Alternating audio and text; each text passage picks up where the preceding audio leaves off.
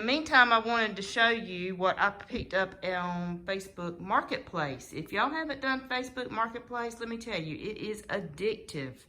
I found this old wardrobe here, and local person had it for sale, and I picked this up. Pretty good price, but I think the wood is probably mahogany. But the good thing about it is it's already been sanded, so I'm not going to have to do any sanding to this. No prep work much on this. But I'm going to paint it and use it in the room that we're currently Okay, y'all, we're out here peeling around tonight. Off of that cabinet I showed you the other day. Took the doors off, and now Michael is helping me with the hardware because it's a little bit rustier and he can get it off a little bit quicker than I can. And I apologize for the noise in the background, but somebody's over there on a tractor. Ignore the mess here. Let's see, here's what we're doing. We've taken the doors off, but this is the pieces that we're removing now. And the knobs on this actually look new. Somebody had already replaced the knobs. I'll show you there. Yeah. So if you're doing a project like this, please go ahead and get you a little bag or a little box or something to keep all this hardware, because you're going to need it again later. This hardware is in pretty good shape. I'm just going to clean it up, get some of this rust off of it, and then I'm going to repaint it, probably in a solid black or a matte black. So we'll get the doors off of it, and got the mirrors all taped up and ready to do some painting. Got all my hardware in a Ziploc bag because I will need that for later. Yeah, it's in pretty good shape. Probably what I'm going to do is just soak it, because there is a little bit of rusty spots, and clean it up. And then I'm just going to spray paint it in a matte black. But the doors are off and taped up, and we're ready for paint next.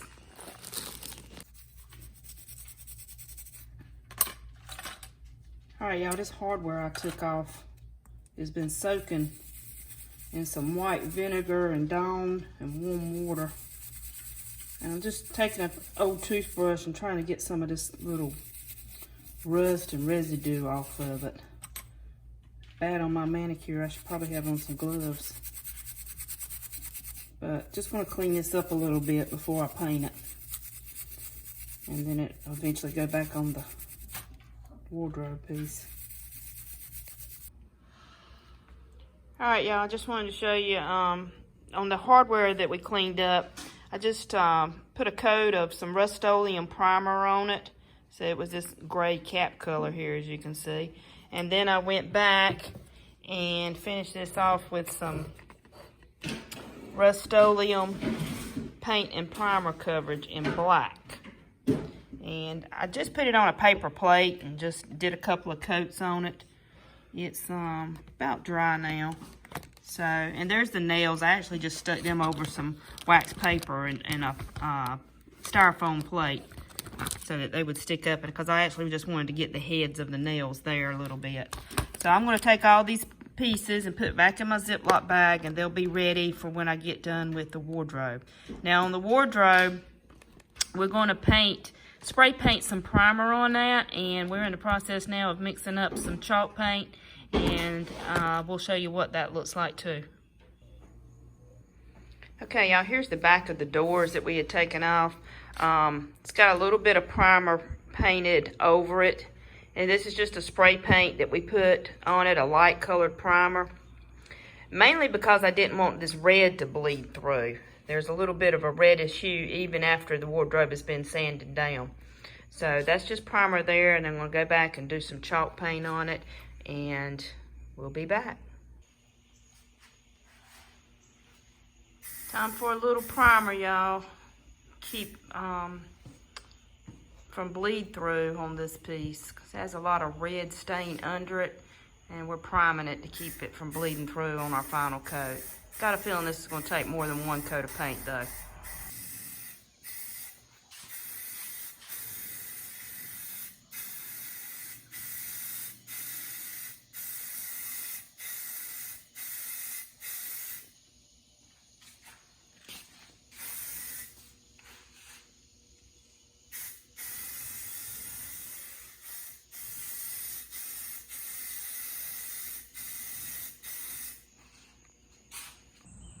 Hey y'all, I'm out here in this shop and in this heat. Got my paint clothes on. We're getting ready to mix up some chalk paint and start on this wardrobe. As you saw from the earlier video, Michael had already primed it because we didn't want that old stain to bleed through. Priming was very important for this particular piece.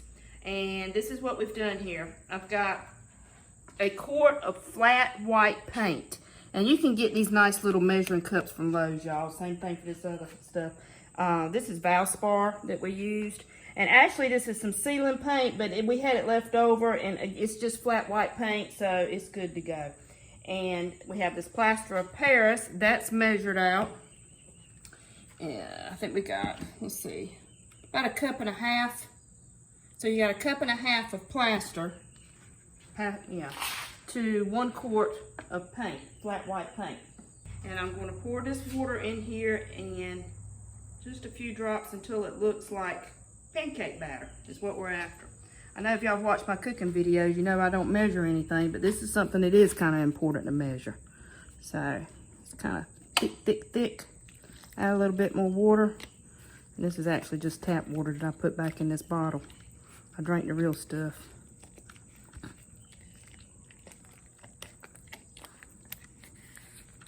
Pretty thick. Thick and clumpy. And Michael, you're the better mixer on this than I am, so you tell me if you think it looks like it's about right. As long as you get it stirred up good and get the clumps out of it. Yeah. Might need just a little bit more. Yeah. What do you think? Just a little bit more? That'd be some bit.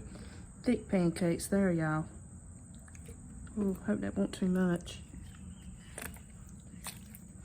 So again, that was 1 quart of flat white paint, because I'm doing white chalk on this, and 1.5 cups of plaster of Paris. I wonder why they call it Paris. And just enough water to thicken it up. Okay, so now we're going to put this in here.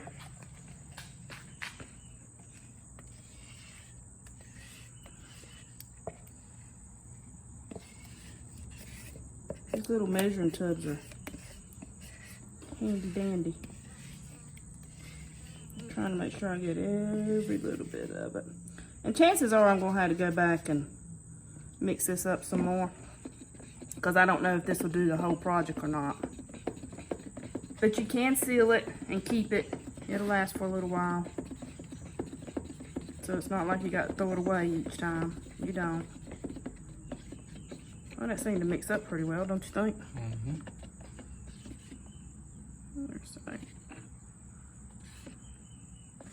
And we're ready to chalk paint. Got just a little drop in there. Get some more. Ooh, it's hot out here, y'all. Put that fan on over there. And if y'all think I cook messy in them videos, you need to see me paint. I always like to do the back of a project first to make sure that it is what I want, and it's just a good way to test out the wood too and the paint. Now these are the back of the doors, so I'm going to do them first. I put a little bit of painter's tape there in the keyhole so that I don't have to go back and get all that gook out later. I'll just do a little brush here so you can see how it goes on, and then we'll come back later after I've done it.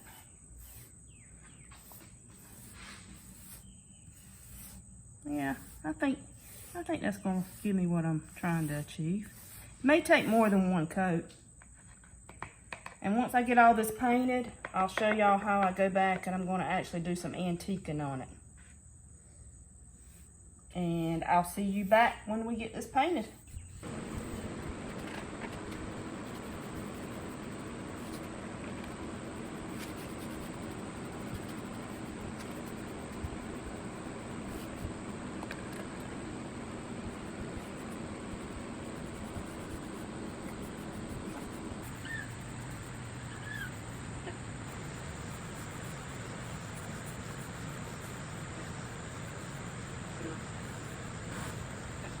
Okay, y'all, got this coat finally on.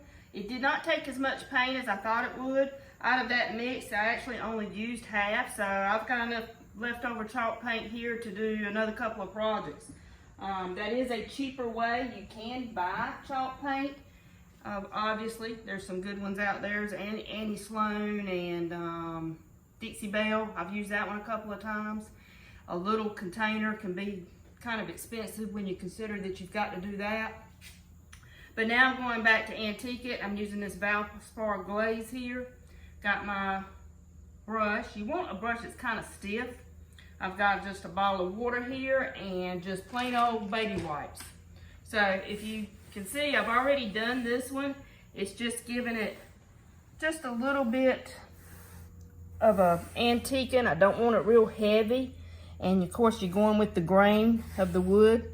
And just like I did with the paint, I'm starting with the back. Now this piece has not been done, so you can kind of see the difference here. If I were using this for, say, a girl's room, a child's nursery or something, excuse me, I would keep it white. But this is going to be in my room, and I want it to have a little bit of an antique finish like a couple other pieces that I already have in that room. So that's why I'm going back with this. I like to use it on the lid here so I don't get so much on it. It has to be very light. This stuff goes a very, very long ways. And you want to have a very light hand when you're doing it. Because if you don't, it will end up on there thick and it is hard to get off. Now this isn't a very detailed piece, but if it had a lot of detailed work in it, you would want to go a little bit heavier, like I've done here on this edges. And you also want to do small sections at a time. Do not antique it and then go back thinking you're going to get this stuff off, because it's going to be hard to do. Just work with small pieces. All right, now you can do it a couple of ways. You can wet your brush, but I'm actually going to wet right on this piece because I don't want it to look that heavy. You can leave it just like that. It's just a matter of personal preference. But I'm going to go back and just kind of blend that in a little bit because that's how I want it to look.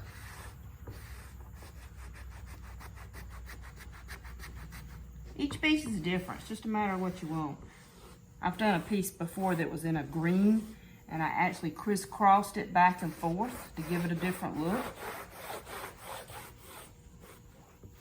Now, if you get too heavy, I don't know what they put in baby wipes other than alcohol, I guess.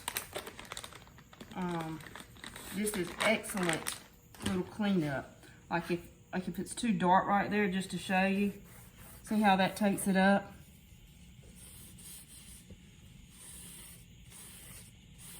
And I'm just going to go back with this entire piece in this process. So it's going to take a little while. But we'll be back. And that gives you an idea of how to do it. It's not hard, but it is time consuming. And again, you want to have a very light hand when you're doing it.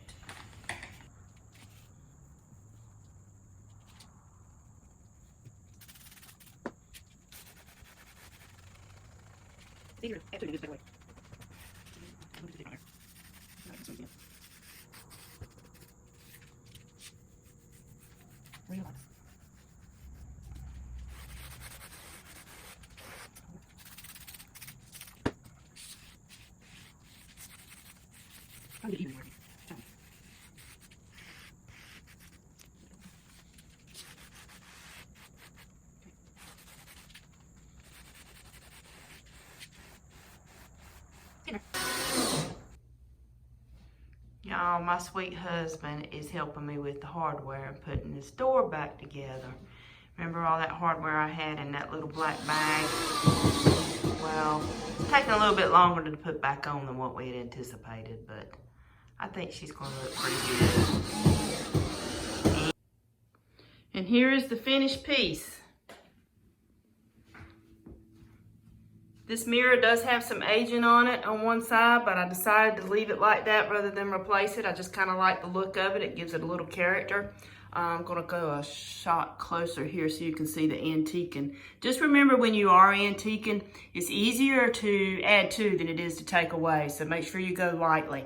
I also like to go a little bit darker in the corners. It kind of gives it that natural aging process. And here's a hardware that we did in the solid matte black. I think that turned out pretty good. The inside of it here, I decided to line the inside with paper on the bottom. And I think it's going to be a nice little piece for extra storage. I always need a little extra storage. But anyway, thanks y'all for watching. Okay, footnote, y'all. Look at this little piece of wood that I picked up at a estate sale. I think I paid like $2 for it. But anyway, I painted it in the same paint that I did this cabinet in and wood glued it on. Looks great. Love it.